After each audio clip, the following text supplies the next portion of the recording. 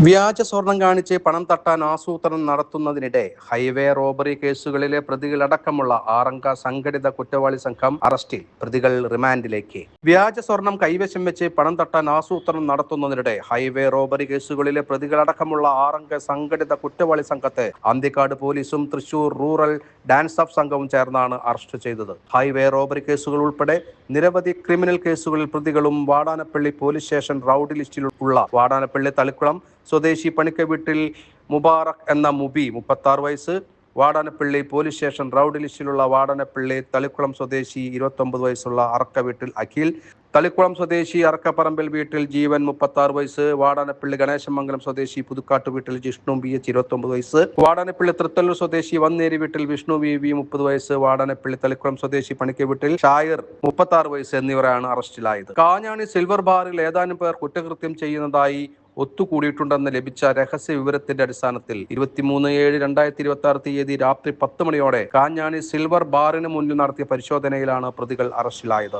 ഇവർ സഞ്ചരിച്ച കാറിൽ നിന്ന് മെറ്റൽ നിർമ്മിതമായ fine gold 999 net weight 1000 gram എന്ന് രേഖപ്പെടുത്തിയ സ്വർണ്ണ നിറത്തിലുള്ള 3 വ്യാജ സ്വർണ്ണ ബിസ്ക്കറ്റുകൾ പോലീസ് പിടിച്ചെടുത്തു.